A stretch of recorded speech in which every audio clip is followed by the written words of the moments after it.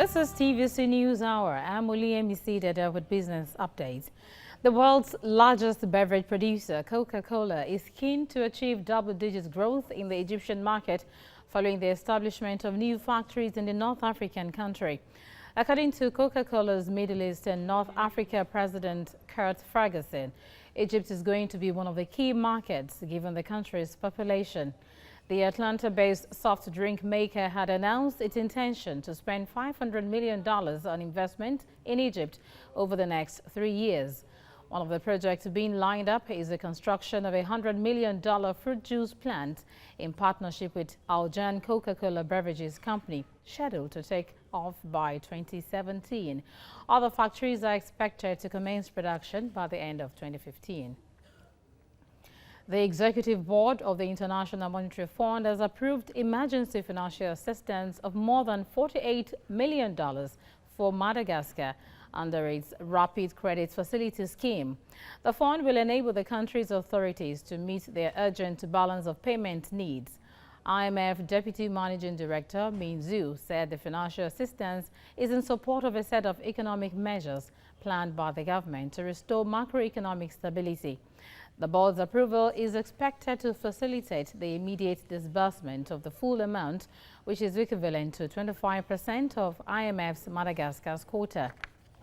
Sub-Saharan Africa is one of the fastest growing economic regions in the world. According to the U.S. Commerce Department, which is stepping up its involvement in the region, Sub-Saharan Africa is now home to 7 of the world's 10 fastest growing economies. The International Monetary Fund has predicted continuous growth as part of the continent's economic transformation. In April 2014, the IMF released its regional economic outlook, which projected 5.5% economic growth for the region. However, there are indications that growth might be stunted because of poor levels of infrastructure and inadequate investment in the mining industries. Nigerians have been advised to reduce their preference for foreign products in order to allow indigenous firms to excel. The Group Managing Director of Arike, Michael Arumemi Ikide, gave the advice at an aviation forum in Lagos.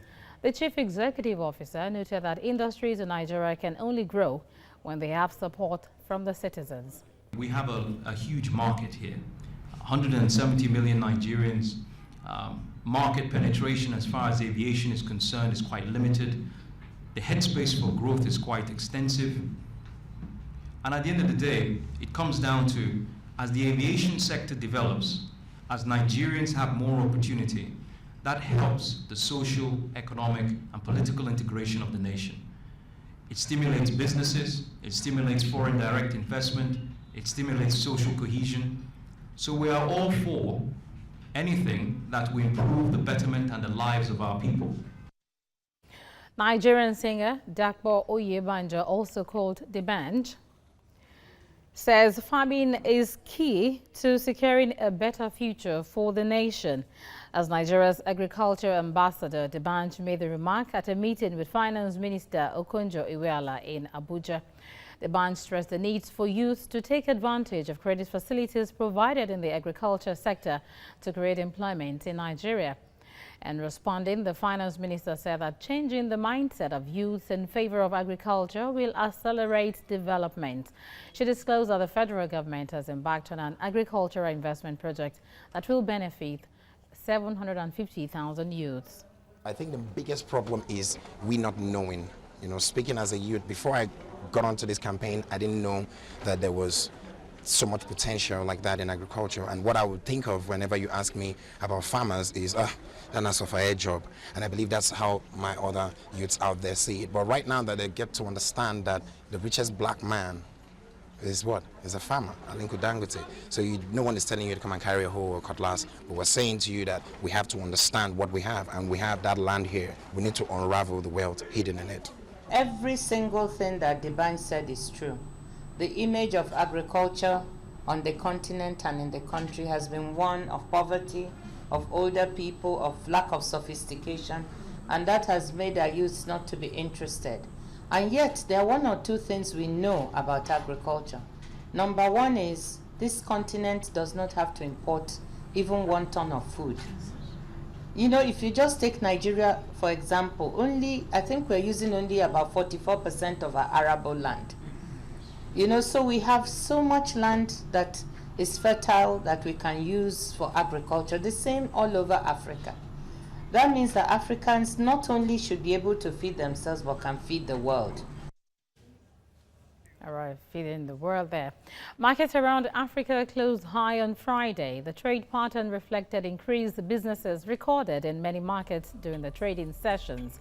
And starting with the market in Casablanca, Morocco, it ended transactions in the red following poor trade where stock prices were depressed. Analysts linked low prices to huge stock sales for cash.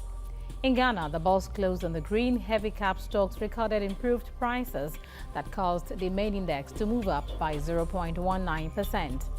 And going to South Africa, the market there closed in the positive territory. More than 46 basis points were added to the all-share index in late transactions. And here in Nigeria, the exchange traded high as many investors returned to the market to increase portfolio baskets. Banking stocks provided easy accesses to investment orders.